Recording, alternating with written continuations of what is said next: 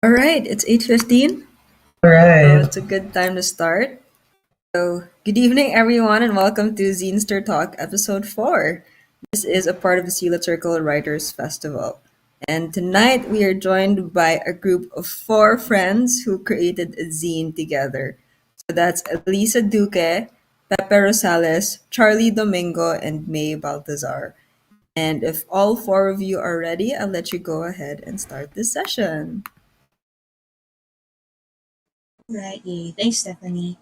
Thank I guess you. like all right. I guess maybe we can just start off with like a quick round of introductions. I guess for who's who, and just a context of about maybe just affiliations about or introductions of ourselves. So I guess I can start. Hi, I'm May Baltazar, but my friends will call me Justine. But that's okay generally. And I wrote in the zine. Um, Unbury the Rocket Princess, and I believe in a universe. I believe in a universe that doesn't care and people do. Really long sentences, but that seems to be my thing. What about you, Charlie? Go ahead. Hello, so I'm Charlie Domingo. I have a different last name, but let's not perceive that. So I am 1/4 of this group, this friend group, blockmate group, and for our zine, I contributed the piece to digest an insect. So I'll pass it on to my bestie, Alyssa, Riel. Alyssa, yes, Riel. Alyssa, help! I just call. I There's this thing that I keep telling that it's actually pronounced Alisa, but it's been mispronounced so much that I call myself Alyssa. But anyway, so yeah, people call me either Alyssa, Alisa, or Riel. But yes, I am a creative writing student also with my fellow friends here, and I'm currently a feature writer in the Guide On for the Ateneo. I also mostly write essays on female trauma, Filipino female experiences, and in this zine, I contributed the essay Express Lane. So, yes, go ahead, Pepe, best for last. I wouldn't. I don't want to claim that we're all the best, but yeah, I am. Yeah, I'm Pepe Rosales. That's my only nickname that I'm aware of. I think. Um, and I'm also 1/4 of this zine, and I'm also a creative writing student who is just recently switched into nonfic. So this is my first, I guess, like big foray into genre that I've recently taken up. My essay is titled Season 19, Episode 33. I just had to recheck that now because the numbers are kind of difficult to remember. But yeah, that's my contribution, and we are excited to have all you watchers or listeners with us tonight. All right. So And yeah, actually, like, oh, yeah, go sorry. ahead. I Oh, go actually ahead. just wanted to like since Pepe mentioned that he initially wanted a nonfiction. I guess I'd like to point out everything we submitted here, our essays, and I guess with the idea of how we're going to put nonfic we put nonfic into a zine. I'm sure Charlie can answer this question a bit more aptly, but you gathered us to make the zine. How was that experience? I guess about how we I guess started first barreling towards making it. But yeah. I guess this kind of feels like Fellowship of the Ring in Lord of the Rings. Like that was like my process when Steph reached out to me. And actually the story goes back to January. Me and Steph were we met during the Writers Guild public workshop, and Steph told me that as Sealit Circle will have the Writers Festival this month, and she was she already told me that there would be a zine market around this time, and so she reached out to me. Was it March or April? And when she said that there will be a zine market and it might be a good space for me and people who I can invite to make a zine, that's basically like my initial motivation to be like, who do I want to submit a zine with? And I couldn't do it by myself. And because I don't think I have during that time I don't think I had enough like pieces to work with, like to have like a zine all by myself first. Also because thesis for us is next school year pa. So, I'm not yet ready for that. So I thought that this might be good as a community thing. So when I thought about it, I thought that it would be nice to make a zine with people who I share, or who I have values that I align myself with. And I know that you guys are all like very passionate about nonfiction, very passionate about games and pop culture. And we all have this kind of view about the media that we like. And I was like, you know, maybe Pepe, May, and Riel, maybe they are my dream team. So I'm gonna reach out to them. So yeah. What did you guys feel about that?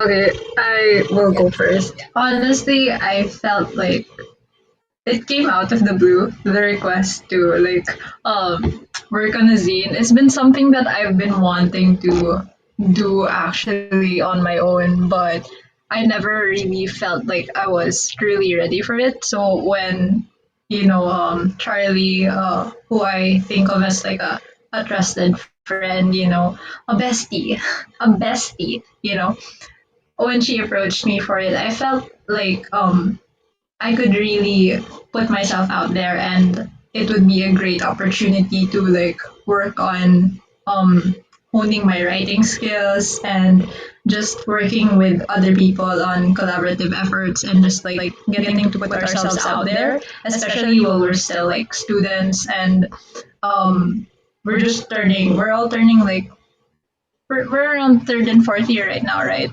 So like we're in that space right before thesis. So, you know.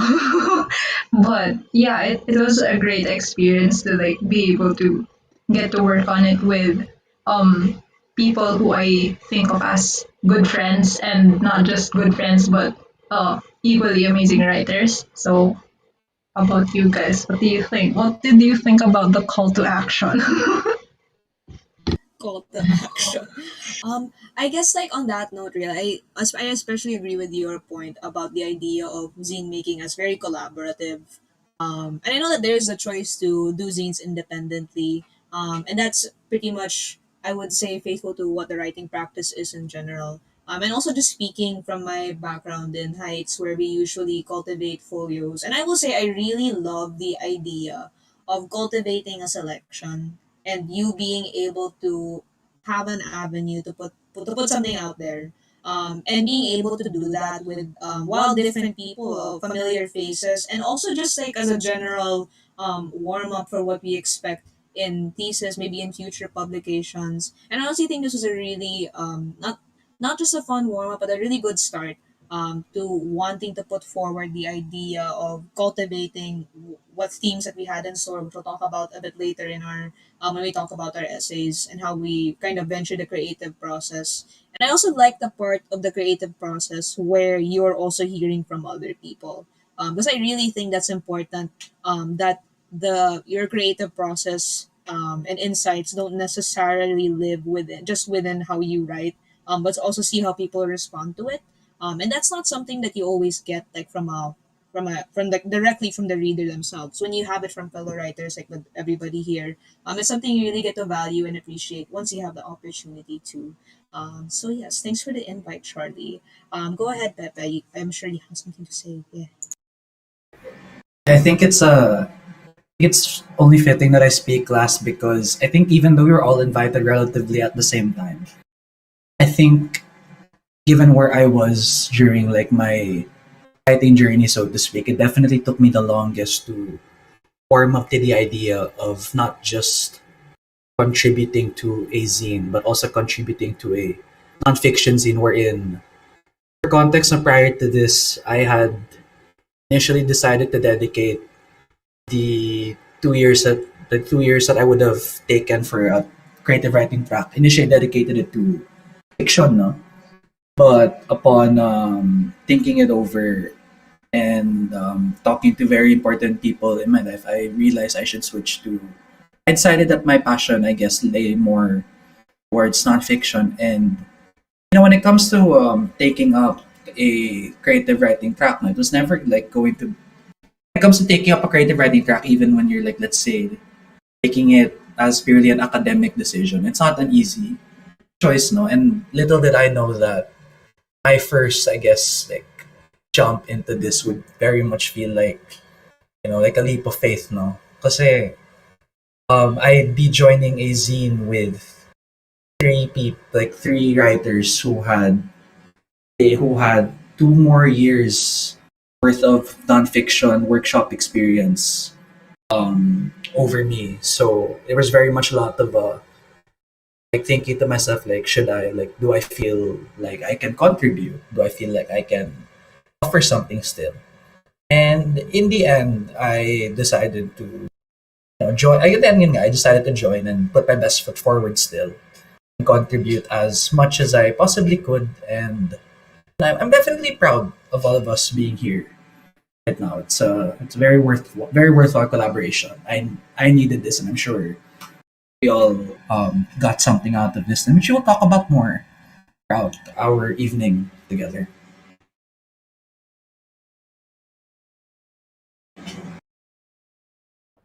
Okay, so I'm actually very proud of Pepe for switching to nonfiction because it was a long time coming.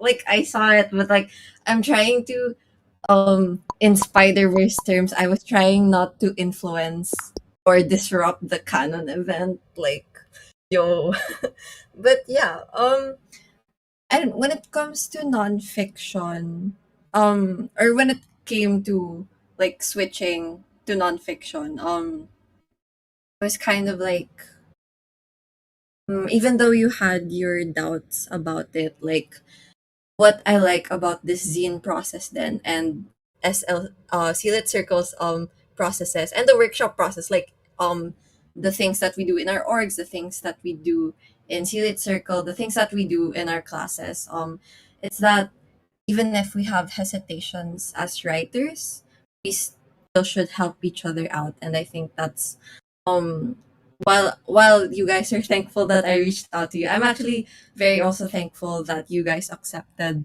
the call to action because I couldn't have done it without you guys. And yeah, I'm really just so thankful for it react, May said. Also shout out to Ale and Lanlan and Rack, I think they're watching right now. Also to Alex, shout out to you. But yeah, I guess we should talk more about our zine now. Oh, the zine. Maybe we have to Zane. even start with the title. On becoming Yes. of a age. It took us a while to think of a title. Um, Riel, do you want to talk about how we thought about the title?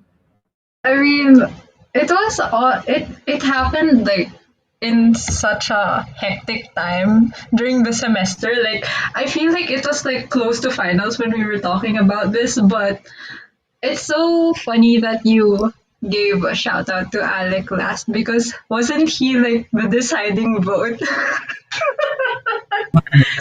I'm Yeah, sorry, so like Alex. I'm sorry. we were trying to like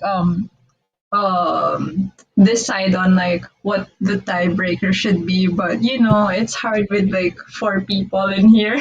We all want the same thing, so we gotta crowdsource. We gotta ask help. That's why collaboration is important, especially in zines. You see, when it comes to writing, it's not this is something I'm passionate about, but when it comes to writing, it's not just a one-way street where you're just gonna spew some info out to your readers, but it's a give and take with your readers as well. So you know, I think yeah. As May said, I kid you not, was the other choice we had, and when I saw Alec like choose the other one, I was like, dang, that's not my vote, but okay. What about you guys? I think it was May who suggested our final name, right? Yeah, Mm. the unbecoming of our age. I actually meant for the parenthesis to be optional because I actually don't know how it sounds like unbecoming of age or our age. But now that I think about it, I feel like the R is very much, I don't know, very pertinent throughout all of our works because they're so True. driven by persona and the I and the fact that it's our age. And I also thought of the idea of regression, and it's normally seen as a negative thing, and unbecoming is like going back to step one from how much you progressed. But I don't really want to think that unbecoming or regressing it perhaps is not the term for it, but unbecoming isn't necessarily a step back, but it's more of like a revealing of, I think it's a revealing of something, some spirit that we have in our works. And I think nonfiction is very faithful to that form of unrevealing, like not just the past, but also the insights that you have in the present, and maybe things that you might see in the future as well. And with unbecoming being very inherent to memories and stories that we have to share about our personal experiences with specifically video games, which then notes to the second part of our age that, when people think about video games, people normally think, oh, it's usually for kids and entertainment. But I also want, I guess we also want that assertion to be that anybody and everybody can enjoy it. It is not separate from the day that we live. It kind of exists alongside it, or just a part of it, rather than being something completely separate. And it's kind of indicative of, I guess, how we progress and how we step back. And that's sort of my thinking and impression about the title, I guess. Maybe I can also hear from the others as well, but what you guys thought about unbecoming of our age. I guess it sounds kind of not really serious, but the idea of stepping back, and looking at everything else. How was that process like for you?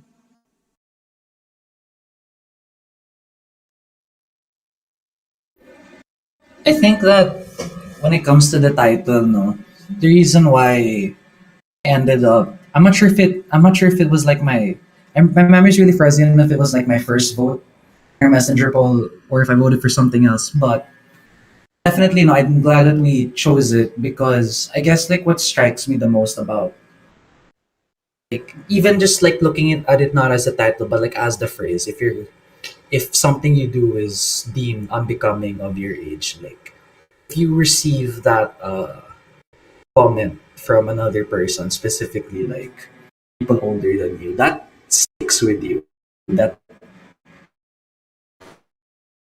stings, and it makes you like little.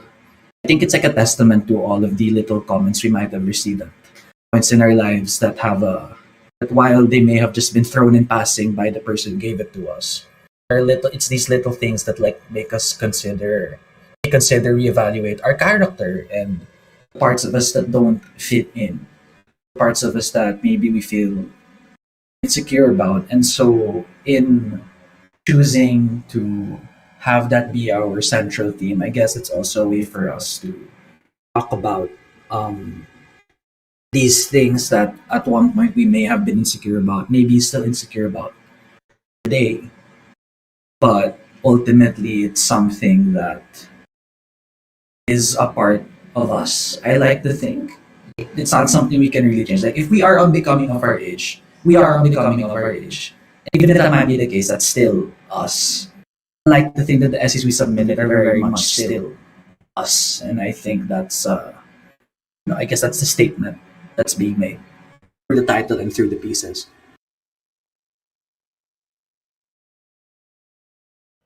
Hello.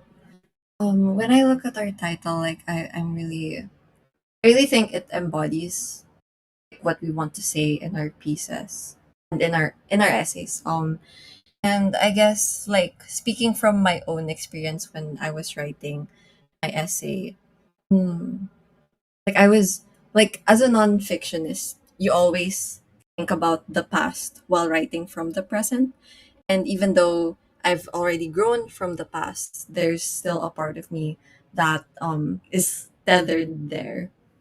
And on becoming of age, even though like there is a sense of regression to it or there's a sense of coming back to it, it's also um it's also the acknowledgement that we are growing. It's just that we want there's a part of us that wants to look at the past and either be aware of how much we've grown or be aware of how much we miss the things that have happened, or maybe even how much we hate the things that have happened. Or and and I like that even though there's also that thread, that thread with which we write about, there's also the thread that even though we are like coming of age, we are adults now. Like we still go back to the media that gives us comfort, the video games, the movies, the series. And I don't know, there's also a sense of comfort din kasi that we go back to these things, and that, we all agreed on this name because it means that we're all, even though we're all going through like different things, it's still like one and the same, like in a way. Oh yeah, Yeah, that's how I am reminded of that when I look at the title. So yeah, Riel, do you want to say something? yeah. Actually, to add upon that, actually, wow, this reminds me of like class meetings when I would say, oh, to add upon that. But yeah, hearing you guys talk about it, like Pepe said, there's this idea that an idea of our identity that people have put upon us, and unbecoming, the word unbecoming in itself makes me think of something like people have these ideas, these expectations of us, and unbecoming in our case is that we are basically like unbecoming and deconstructing the specific identities that the world has given us. And by unbecoming, we're trying to find the core that exists within us and just like trying to reconnect with the inner child, as we say, and finding what's familiar at our very core, at our very like identity as children, what with how we find comfort in what's familiar with series, video games, stuff like that. That's how we're all like bound together. So yeah, I think we do mention this in our zine, but it's basically about just getting back in touch with your inner child and the self you've had to grow out of due to like the trauma you've faced or whatever circumstances that have forced you to like mature quickly in um the general idea of the term. So yeah. Also, I'm just gonna add a bit to what Riel mentioned. I love na you said getting back to the inner child instead of the more famously used phrase as healing the inner child. Say oh, I mean like there's a certain professor whom we all know, who I won't mention, and he said that nonfiction, like it can be cathartic, but it's not the end goal of nonfiction. Every now and then, it really depends on you if you feel like writing it, would heal, or if it would just be there for you to discover yourself. May said name drop. No, no, but yeah. So yeah, um, you guys want to talk about your zines, or do we want to name drop the prof?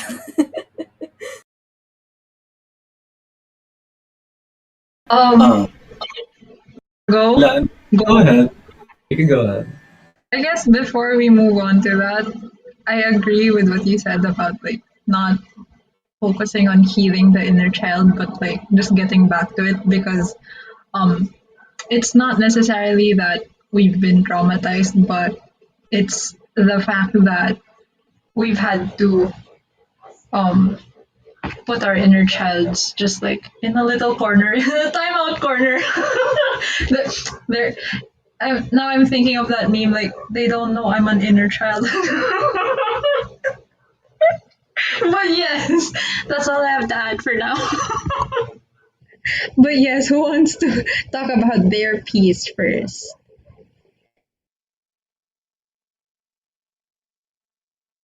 I think, I think, You think? my bad. I think I have a brain chart. I think since my essay goes first, I can get the ball rolling naman. But yeah, so Express Lane. It's my essay. It's the first thing you'll see. I'm right in your face like a Leo is always.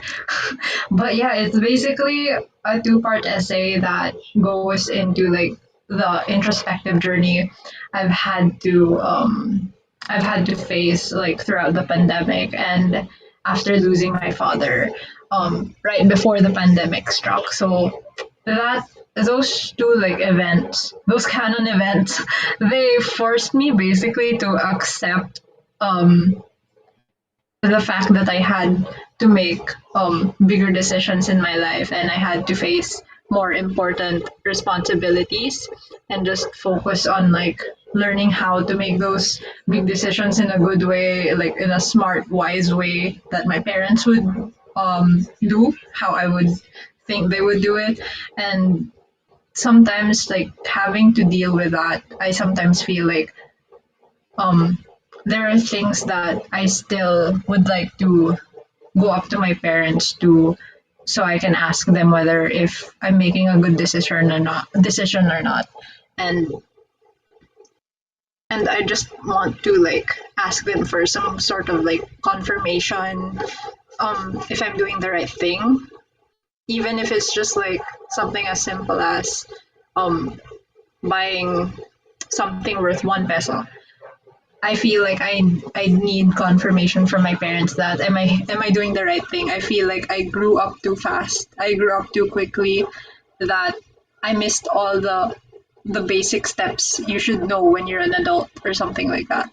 And basically express lane, that's kind of where I get the idea for the title from because I feel like I just took a shortcut and I miss all the important things you have to know when you're an adult.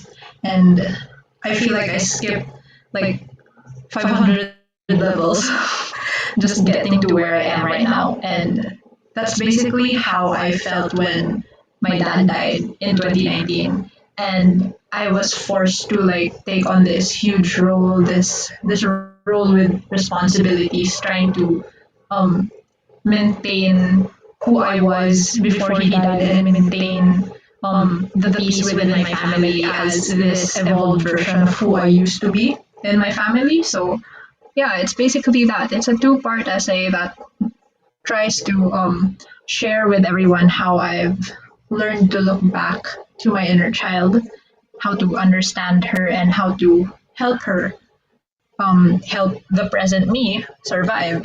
Because as I said, yeah, my father's passing is basically what pushed me to write about all of this because his death is what um, urged me to towards introspection in general.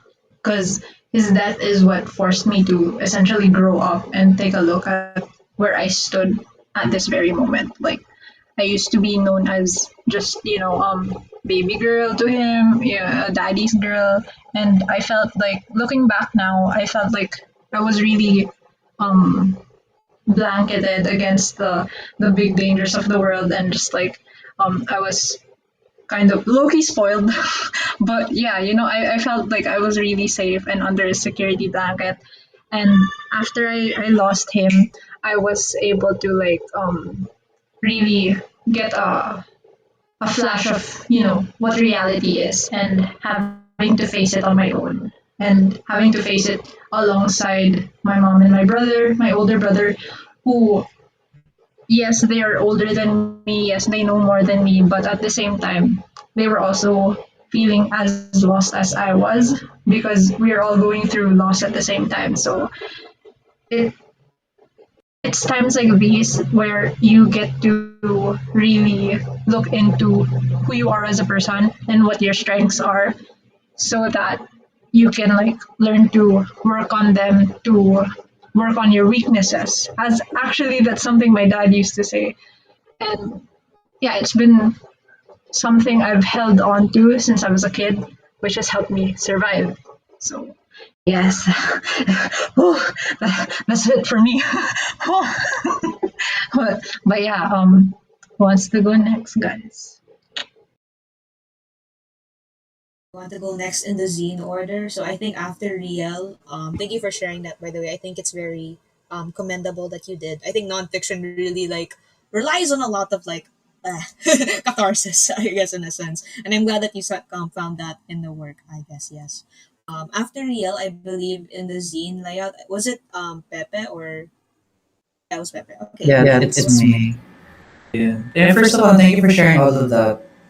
Yeah, I think it puts a lot of things into perspective. I'm glad it put a lot of things into perspective, like not just for, I guess, more context to your piece, but then also adding more towards, like, I guess, kung ano yung Charlie disconnected ba? Oh yeah, I think that he'll be back in a second though. Yeah. Okay, sige. Sorry, I can't see the chat. My bad. No worries. But, Let's see for a moment. sige. So, I guess like, yeah, but I guess like, yung mga shinare ni Real, I guess, and I guess like the preceding discussion we had regarding the title put a lot of things into perspective, and I guess like what it means for my piece then, because um I recall writing season 19 episode 33, like, y'all can correct me on this, I'm so fuzzy about the year that we wrote. I think like 2021, submitted December of that year, and I actually revised it heavily February, I think.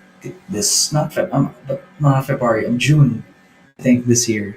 Sorry, the time is still fuzzy in my head, but yeah. So um, I had to, like, after going through it twice, I feel like while the contents of my piece may have not necessarily drastically changed, I sort of just really wanted to clean it up to be up to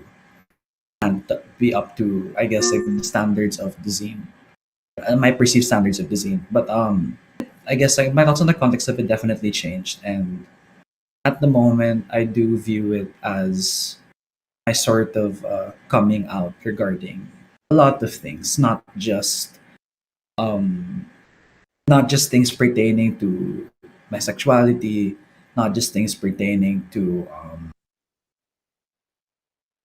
particular events that may have happened in my family life, but I guess like cumulatively things that may have caused things that I guess I've convinced myself weren't bad memories, but upon writing that piece, I realized actually were. Because I guess like, being, I guess like one of the, I guess like, I'm uncomfortable using these terms, but I think it's what best describes it. I guess like one of the blessings slash curses of being a neurodivergent kid is my hyperfixations. Like, they tend to shield me from a lot of things, and I think I mentioned in my work as well. These hyperfixations, because I indulged in them throughout tense moments in my life. There have been points in, like, I guess earlier on when I was younger where I could convince myself na happy memories yung na-experience ko because nakakalaro ako, nakakanood ako, and upon writing this and upon, I guess, like attempting to acquire the maturity to confront these memories, that's when I got the pouring out moment of the nonfiction thing. And even going through the process of like organizing them, not chronologically, but the first time like organizing them in such a way na I guess like that I feel most appropriately gets my emotions across, no? And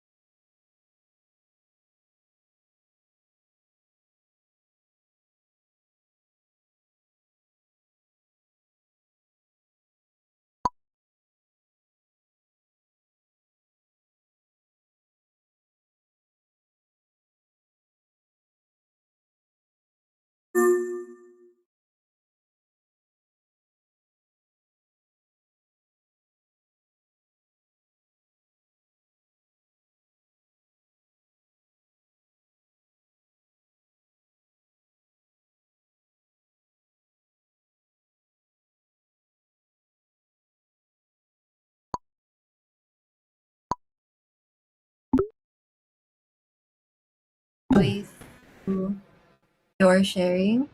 Ah, I've got DC daw. I'm so sorry I can't see the chat because I'm full screen. That's why I'm. Oh, okay. So I just keep going. Makes I'm so sense. sorry. No, right. That's okay. Yeah. No worries. Hello, Steph. Are you good?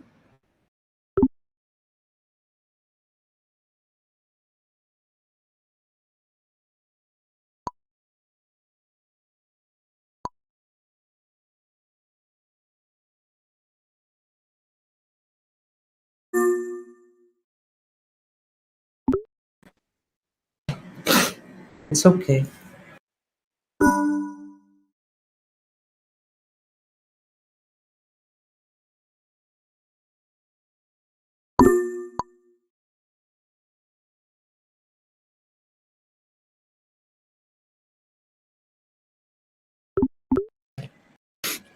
The live stream's still ongoing, I think. It's just like a little wasn't heard now. Yeah, so I think ultimately what my piece aimed to accomplish and what it aimed to get across was, I guess, the feeling of I didn't want to convince anyone that things are fully okay. I don't ever want to convince anyone of that with the things I write, I suppose. I never want to put that unrealistic expectation on the paper. Rather, what I wanted to get across was even if things aren't okay, that it is still very much important to. There's very much, I guess, like it's a fruitful endeavor to take the time to like look back at things that may have happened to you that you may not be remembering fully and piece something together for yourself and hopefully you can get something out of that, both the fun parts and the painful parts. So yeah, that's what I aim to do with my piece. Thank you, thank you. Yes, we can go next in the order. I believe it is digesting an insect time. It's with Charlie. I have to digest an insect. Hello, can I be heard? Yes. Are you good? Can I be heard?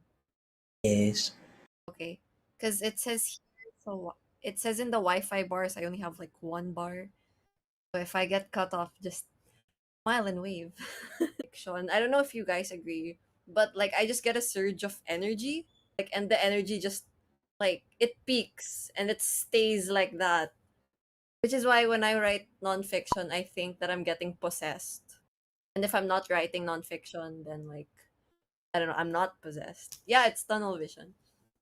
But yeah, I actually wrote this the same time that Pepe was writing his piece. Nonfic is equal to spiritual experience. Yes, I agree. So yeah, I wrote this at the same time Pepe was writing his piece. Um I think this is the piece that made me really believe that I am destined to be a non-fictionist. Because like the surge was really high. And I guess we should go back to like how I started crafting this piece because our professor during that time, once again, no name drop, nothing.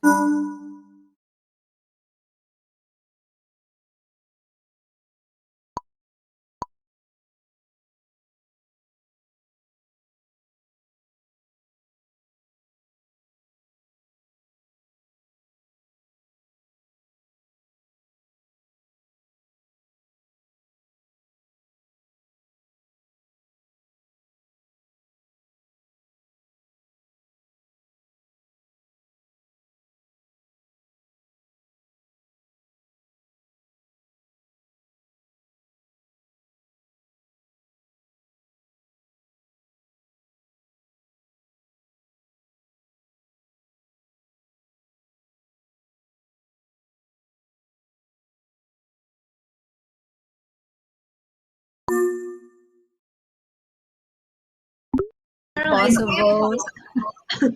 talk about nonfiction without at least bringing him up once. Like, Yeah, that is true. I will agree. I hate it. I hate Hate it.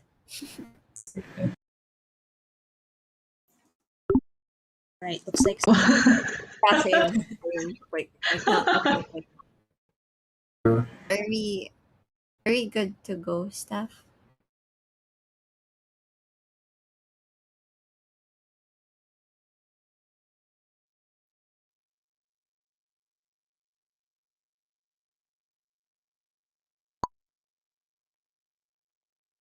So I think my Wi-Fi is also lagging.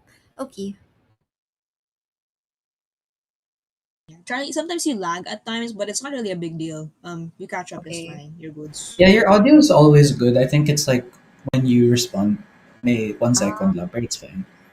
Your speaking is very clear. okay, okay, Gives okay. you time to think. I see. What? What did you say? It gives you time to think. You'll be fine. What? Yeah, I do need time to think. True. My brain's slow.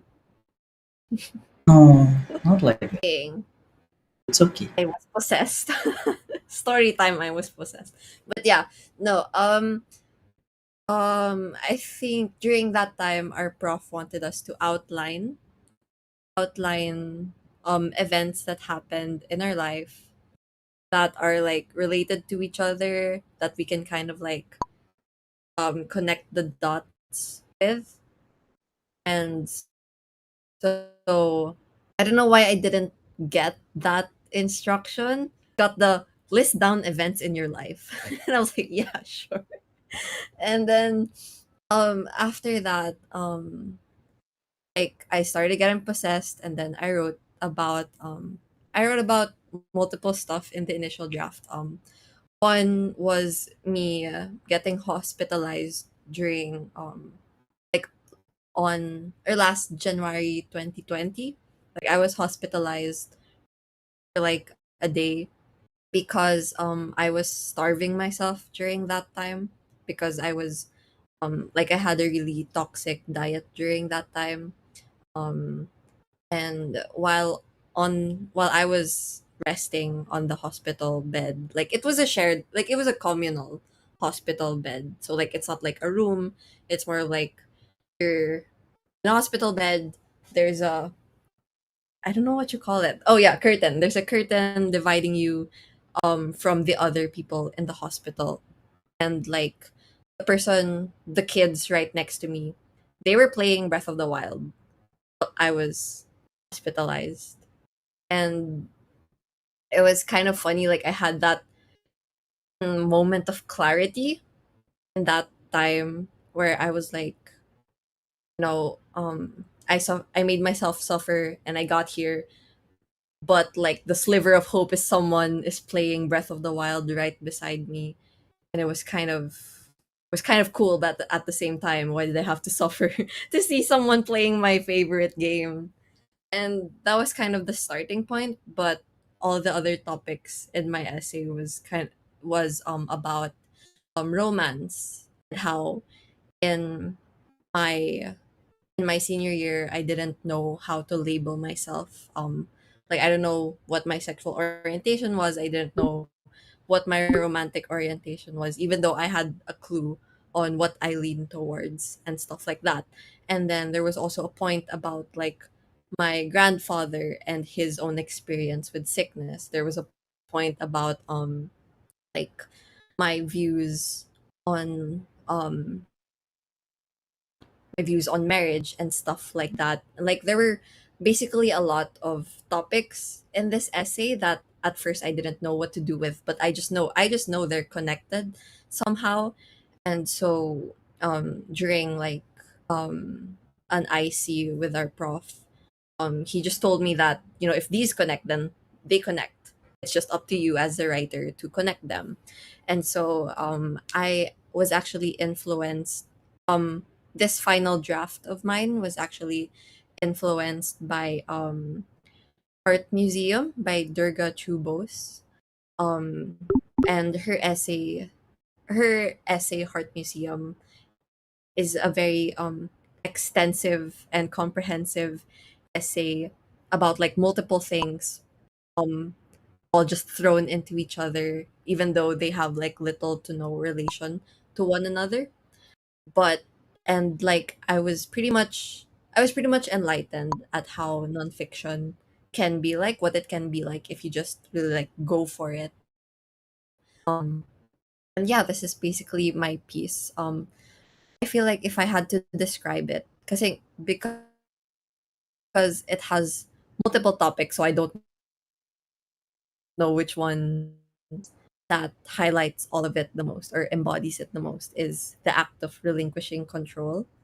And yeah, so that's To Digest an Insect. And there's a lot of pop culture, video game, series, anime references in there. And I think, you know, I really just enjoyed writing this. And I do think that it's the kind of piece that really motivates me to still do creative nonfiction, because even if like the trauma is being thrown at me, at the end of the day, like I really just do want to write stuff that, like that like touches me or in the way, or I don't know how to describe it, but yeah, yeah. So that's my piece. All right, all right. Thank you, Charlie. I guess like what you mentioned earlier about how a lot of this was, I think it was really insightful that I can see the motions of unraveling, not just through your work, but also everybody else's. It seems very evident that we each have our own lenses to hold and wield when we look at things. And even though there are like blurs or this, I guess, this undercurrent rather of the grief and trauma, that there is something to celebrate, not necessarily about those things, but about how the way we express, describing what we see, and either that through the relationships, I think is really enlightening to see like put and collated into a zine. And I guess that goes to talk about my works now. And admittedly, I'm not as maybe first hand like personal when it comes to that, when it comes to nonfiction, because or at least in these pieces rather, I wanted to practice the way I wrote Unbury the Rocket Princess, and I believe in a universe that doesn't care and people that do. Ooh. Was the idea of restraint, and having some, not really restraint, but the prompt, I guess, in my mind that ran through, talk about it as it is without saying its name, or what is it really without saying like the actual thing behind it. Admittedly, it's still something I'm still working out even now, in my creative writing process and practices. And this is definitely, would say, a seed of that. These are parts of a much bigger essay I have, which is my thesis that talks about how video games, while they can be a veneer for real life experiences, they also are a part of it. And a big idea of that was trying to convey or choose the idea of player, maybe writer, reader, and like a player as presented as an equal, to all those roles it'll take on. And admittedly, it was a really imposing challenge. And I guess impression as well, because when you think about video games, the only real way to experience it is by actually playing it. Like the way you experience the games when you have it in your hands or have it in your laptop and you start discovering the story, learning the mechanics. So when you add the extra layer of writing, I guess that's the main question I've always tried to grapple my head around, and it differs from piece to piece. Was what does that do to transmute the idea of play or playing a video game into writing? Because you're already removing the essential part of just playing it. So what else do you add when you write? And I guess one answer to that, I don't think there's like one solid answer to that. At least my on my end was Unbury the Rocket Princess. It's admittedly, when you think about video game literature, people think about reviews, or maybe critiques on it. And I think that's probably closer to that than anything else, because it talks about it's a video game. I'm not sure if it was released in 2018, around that time, called Eastward, about how the video game, and I quote, kind of go on to critique it about how every single um, not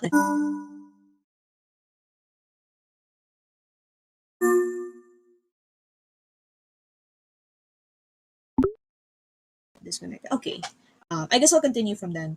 But yeah, what I mentioned earlier about how the game buried women, relationships with women in the game itself, it was quickly put under the rug, without much explanation, and there wasn't really everybody else seemed to have a happy ending, and this couple in particular really didn't. And I while is also I give a brief rundown of the game. I also there was at one point the way I respond to a certain piece of media is also you're able to respond like you're also responding to in a way when you embody these characters in at least a section, and you really get to understand their story and empathize with them more so with the game itself. I guess I was also curious about how the reader response would unbury the Rocket Princess would sound, as it does sound like more a critique more than an immersive experience, which is exactly what the other essay is when I believe in a universe that doesn't care. A game I've recently played called Night in the Woods. I'm still playing it. Um, it is an indie game that kind of discovers how the protagonist returns home after their college change. I can say that without any spoilers. And that's kind of presented in congruency or yeah, in parallel to how I've met a bunch of friends online. Like the idea of that is that the best people I've ever met, I've never met. And just to give context, this group of people I've been friends with them since I was 16, and I'm like 20 now, cringe. But yeah, it's just they were a big part of my formative years, especially when it came to um socializing with people better in real life because they were like essentially a stepping stone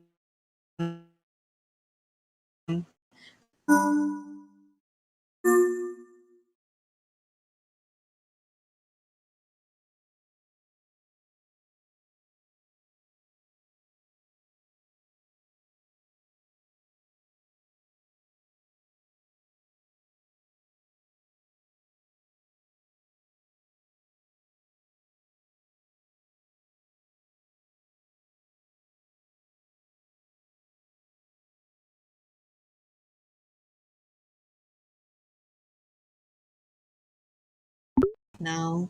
Yeah, I think like Justine's gonna end us. Yeah, because it's oh This yeah, one, the common thread. yeah. We didn't get to the essay specific Yeah, I think we might question. have to not go there. I don't know. We'll see. Steph, can I ask? Will we end exactly at? Not sure if you're there. Hello. Yes. Mm. Let me ask it in the chat. Hello, Steph. Are you? Oh yeah, we can. Okay. I guess while we have that question answered, I can continue where I left off. Na lang. Sure. Right. Okay. Yeah. I was talking about my second essay. Oh yeah, the idea of online friends and kind of putting it in parallel with the experiences I've had in Night in the Woods. And Night in the Woods is a very character driven game. And it's a very narrative driven one as well. It's like I want to say there's not a lot of walk around and look at stuff. And honestly, maybe it's because I'm very drawn to narrative stories, especially when it's transmuted into words. Like, what else do you add to it? And for this one, I exercised sort of different personas in this one. While in the video game, I was consistently May Borowski, which is name of the protagonist. The way I interacted with my fellow online friends and heard about their stories, what little bits I knew about them, and how even though in these personas, I am learning a lot more through other people. I'm also learning a lot more about myself and how I see others as well, which is generally the kind of insight I wanted to have, while also immersing the idea of okay, there's a narrative in the game and there's a narrative that's happening with my own. I think I was very descriptive in a lot in my second essay, mainly because maybe it's just reactionary somewhat to the visual medium of video games being presented, and maybe just the idea of wanting to write a scene based on what you see. And this one was definitely a first step into the idea of, okay, the player is talking, it's not the writer, or maybe the writer is part of the player that's talking, but the player is the more dominant voice there.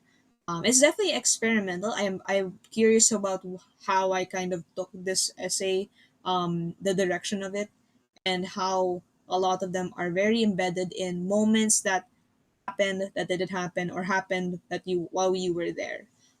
So yeah, a lot of these two essays are very charged with the idea of wanting to respond to video games, not just as a, while it could be a piece of critique, while it could be something that you want to apply in a persona, something that's part of your everyday life, the way that your cognition kind of responds to something that's presented toward to you. And yeah, I guess I also want to, I guess the next step for this one, aside from the zine already being out there, is maybe discovering more responses to that question of what does writing do to what does writing do to video games when you write about it.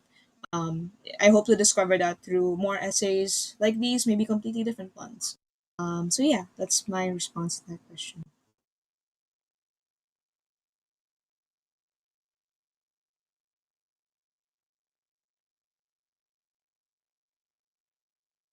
Okay, maybe we can try with this, the last question. Are we good with the kind of, actually I kind of answered it a bit about how you translate your experience of play, or not necessarily play if it's not like a pertinent undercurrent, but more of the more prominent themes like processing grief and trauma, and how was it, what was like translating that experience or transmuting it into writing. Yeah.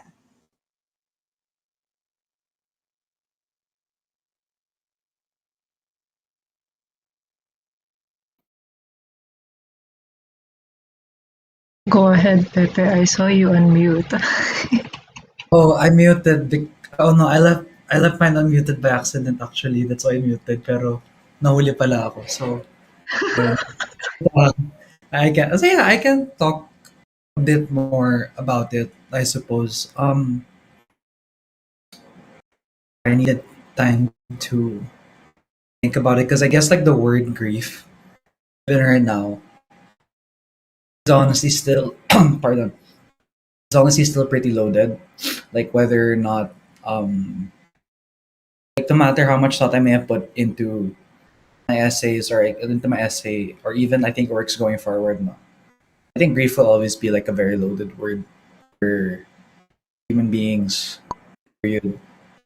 And I think part of the way that, um, and I guess even though I'm personally not sure about where I'm at with it in relation to writing, I do think that nonfiction, like choosing to write nonfiction, choosing to write essays like these, are definitely part of the, I guess, like I don't want to say getting over it. Rather, it's more of just a process of experiencing it. I think, like whenever I read nonfiction, because I think a little tidbit I'd like to share a bit now is like one reason I wanted to study nonfiction more is just because I think I find myself always more fulfilled with the stuff that I read. Nonfiction writers, it's like it's really the kind of genre wherein like I can pick out a the um idealistic imaginary version of my head is like ideally there'd be like if there was a library I could just pick out a book that looked interesting, and if I knew it was not fiction I could just read it, maybe get one or two things from it. And I guess when it comes to topics like grief, and I guess pertaining specifically to my work, no, um, I think while admittedly I wrote that essay at a point wherein grief hadn't struck me as hard yet, as much as it did like later on.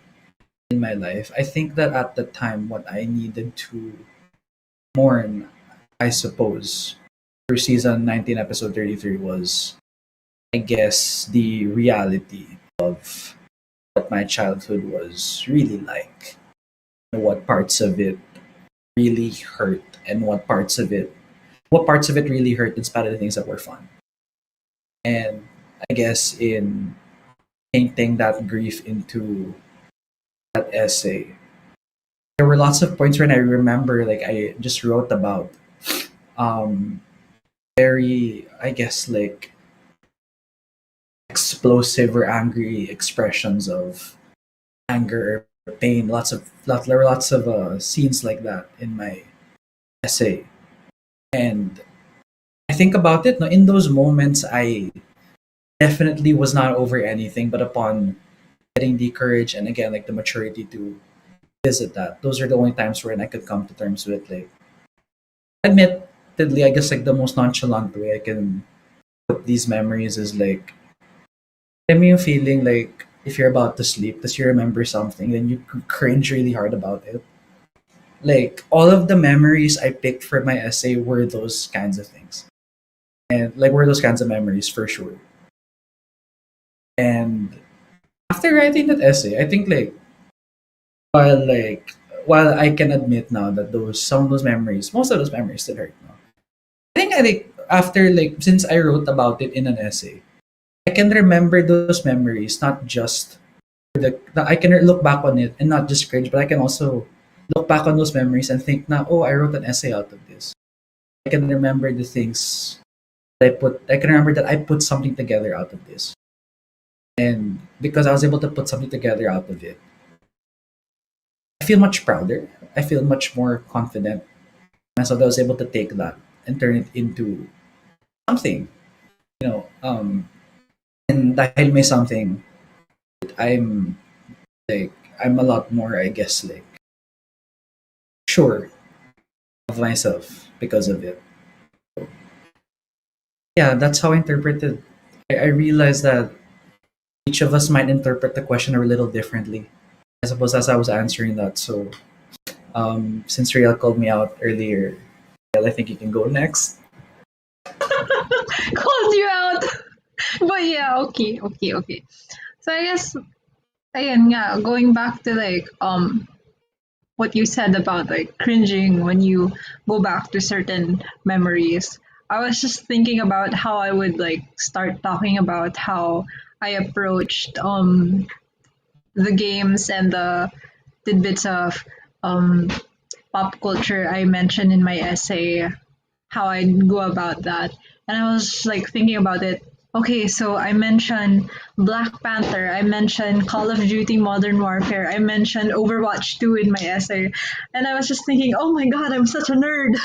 But yeah, you know, non-fic for me has been like, it's been a tool that I've been able to use and learn how to use better as I've gone through multiple workshops in helping me develop a more introspective side to myself. And it's helped me just like um think about those, let's say, cringy aspects of my life, those hard to talk about aspects of my life from an objective standpoint. And it's helped me think about my life from a clear um mindset, and not just my life but like my um my life in relation to another person's life, or even another person's life in general, just totally separate from mine. And that's the great thing about nonfiction, is that even if you're talking about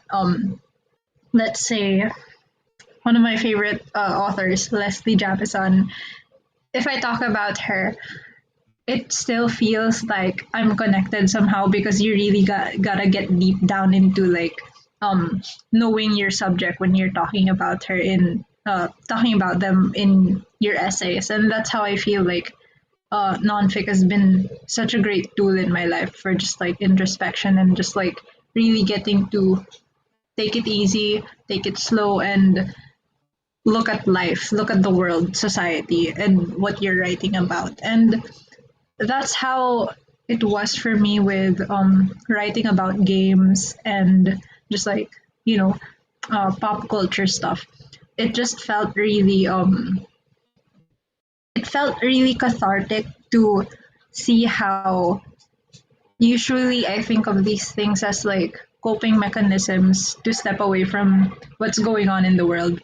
I I find myself like connecting to these movies, these games because it helps me relate to the story. It helps me relate to the characters. Like in Black Panther, I talk about how T'Challa's story resonated with me because um he wasn't ready to let go of his father yet and really step up to being the Black Panther.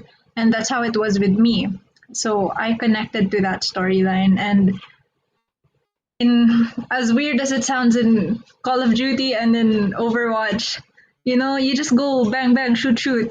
I connect. I resonate. I resonate with the chaos. It's it's a non-verbal way to express the chaos that's going inside my life, and sometimes you just need to like see it like um expressed in that certain way to like take a step back and say, why why exactly do I like this game? Why exactly do I connect with it? And seeing the factors that draws you to a certain piece of like media or pop culture, it's it's eye opening and it reveals a lot of things about yourself as well. So that's how I was able to like really dig deep into how it relates to me holding on to the inner child of myself that I've had to like let go of for a long time. Like supposedly let go of, but I've always just like held on to her by a thread. So I guess that's how I was able to like really do some glorified rambling about that. But yeah, you know, that's just that's what made me really enjoy these two pieces. So yes. About Charlie. Oh gosh. Um, so, well, I'll answer this question like in terms of how I translated grief into my writing and how I also translated my experience with games into my writing. Well, I'll answer the first one, the grief part. I also relate to what Pepe said about during my time of writing this, during the time I wrote this, I hadn't really experienced like grieving, and I'm actually worse now than when I wrote this piece. So like, no, no, no. But yeah, but even though it's like that,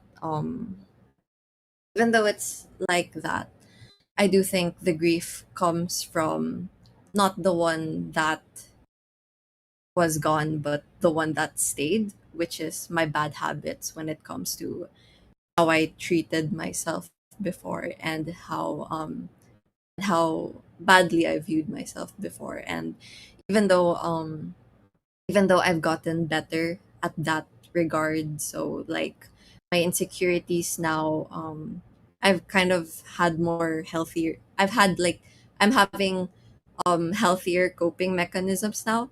It is like very sad to see how I viewed myself during this time where you know where I would obsess over the tiniest things about myself, like appearance or um like intelligence or like my sexual orientation, stuff like that, like the things that make my identity, like the things that play into my identity, like even though it should come natural to me, like I wanted to obsess over them and be like, no, no, I should label you, I should control you, I should stuff like that. And that is in the way that in that form is how grief manifested into me because I couldn't like form a better coping mechanism to that.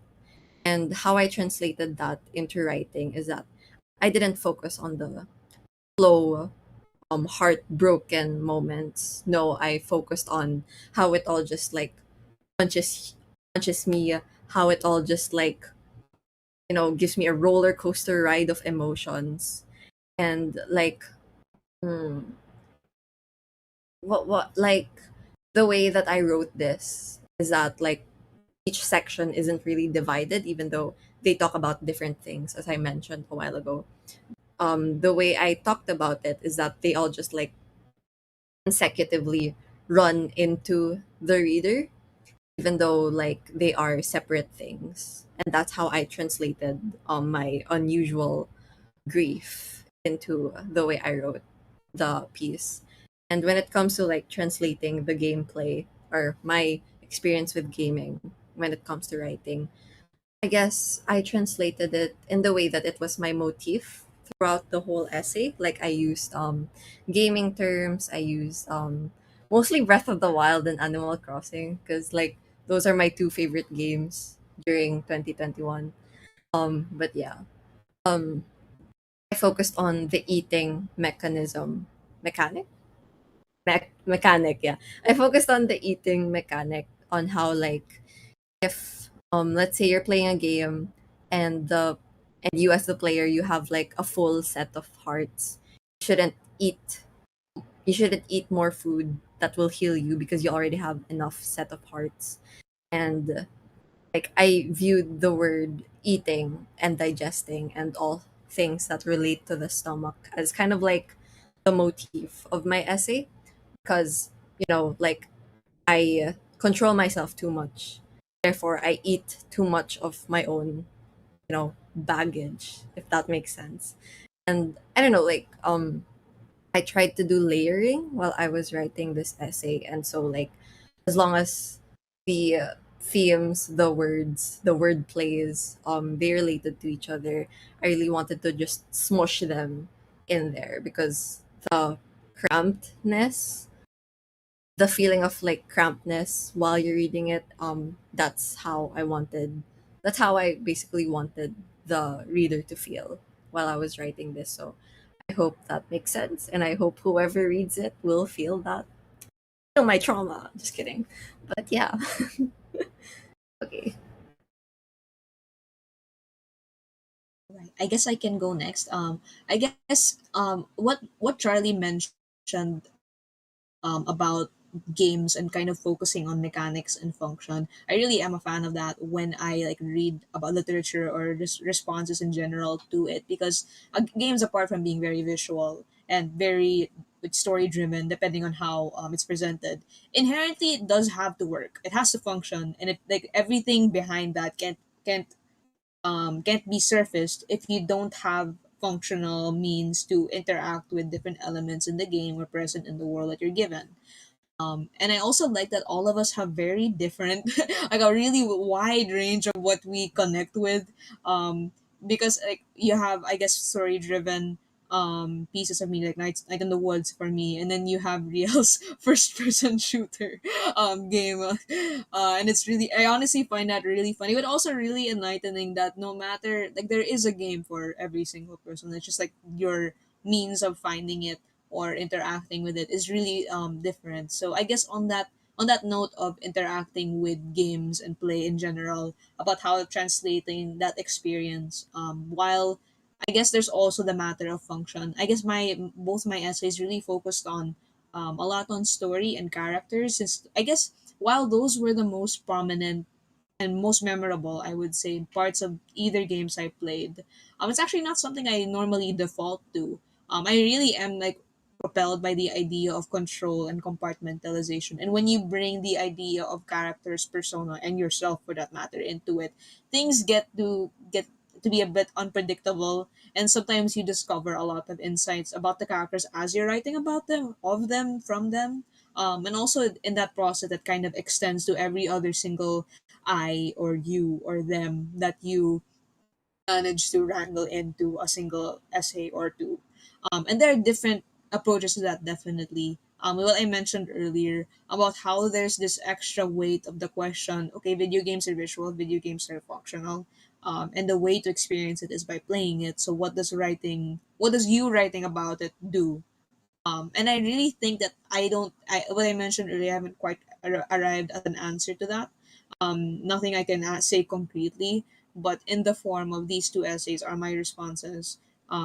Incomplete responses, I would say, to that question, because I think there's a bigger way of responding to that, as we translate, like, not just our experiences of play, but in general about how we're able to not just express like some form of catharsis when we write down our works, but also try to find something else in the process that we're not necessarily aware of. And I believe that's kind of inherent to a lot of creative processes in general, and across our works as well. So on that note, I guess, segue. But yeah, I think that kind of is the end of our questions for this podcast for today. And I guess like one last like closer question for everybody to answer. I will throw this ball maybe at Riel first. What's next for you after this zine, and where can we find you? Well, Irene, right now I'm hoping to be focusing on my thesis that's coming up this August as we start the next school year. But yeah, and I also just actually today lang I just got the results for the guidance results on reapplicants and applicants. They were just released and I just got accepted. So yay. You can find my articles there. Hopefully I'll have a lot again. So yes. But aside from writing, I just started an Instagram account where I'll be reviewing matcha. So you can find me there too at Matcha Real.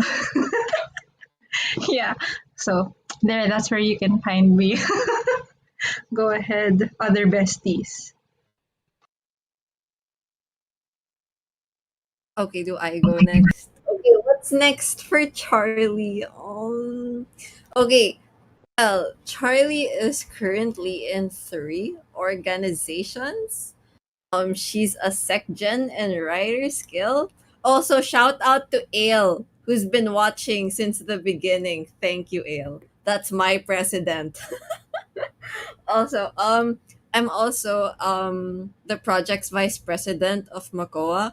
And speaking of Makoa, shout out to Dana, Lance, Martha, and M, who have been chiming in since like midway through the podcast. Thank you.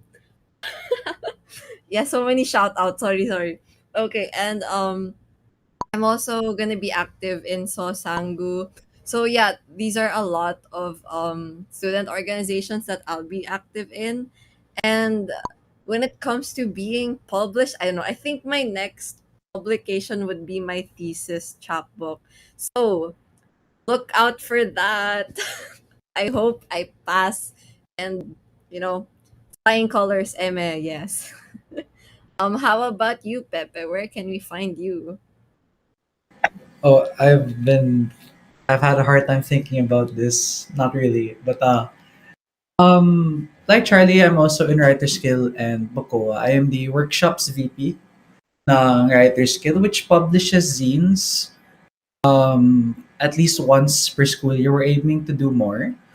So as far as where you can see me and other writers as well next, that organization Writers Guild definitely does offer its share of zines and chances to showcase our own writers and also events that are open to the public. So keep an eye out for those.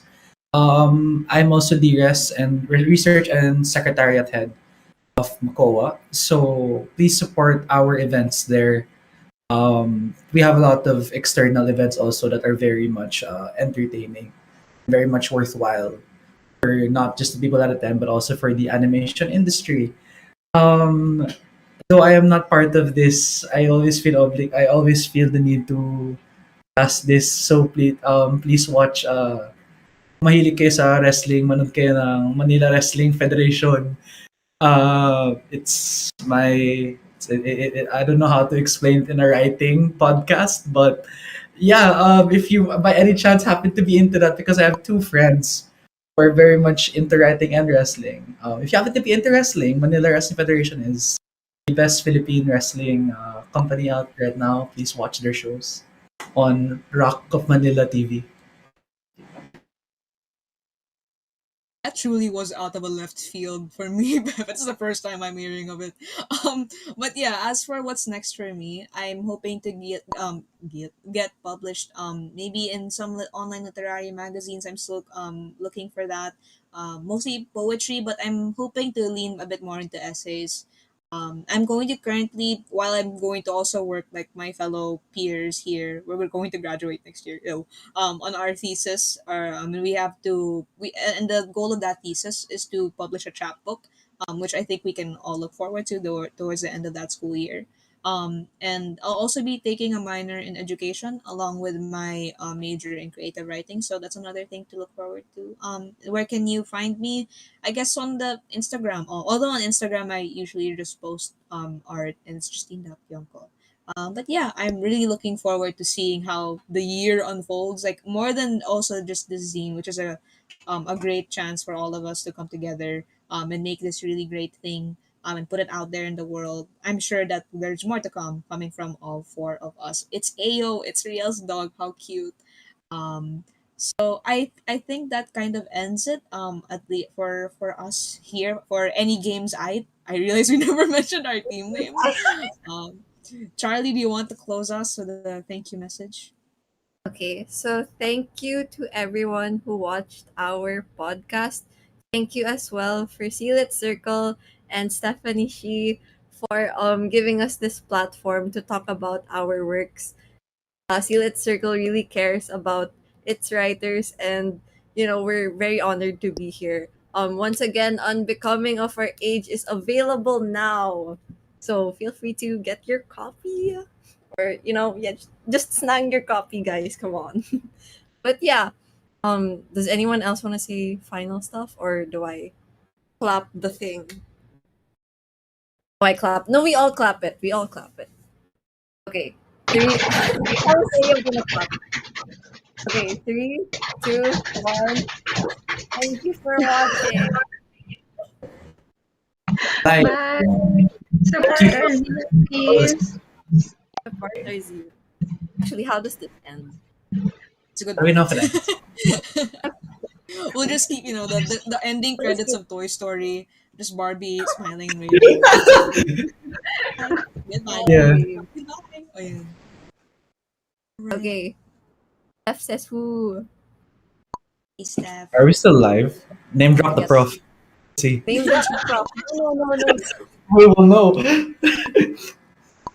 Oh, still live. Okay. Alive. Okay. Oh no. Bye-bye. Well, Bye-bye. keeping it on record. Aeolus just let out gas right now. This is Oh my productive. god. Stuff to It's write fun. about. About And you're okay. Just like occasional gas. occasional. I see. Occasional gas is fine. Hi, Steph. Hello, am I back? Yeah. Yes. You're Oh, back. thank God. Okay. Um. So yeah, super. Thank you so much, you guys. It was so fun to listen to, and thank you to those who were listening in on YouTube and also here on Gilded. And I guess before we say bye tonight, just some reminders again to check out Elisa, Pepe, Charlie's, and May's zine at slczmarket.myshopify.com. The link is in the YouTube chat. Um, and oh, to those who bought the festival ticket, we hope to see you this Saturday for more craft talks, panel discussions, and the mini expo. And have a good night, you guys. But you for a review, please stay here so you can drop the prof, and also for a group picture. Hey. Thank you, guys.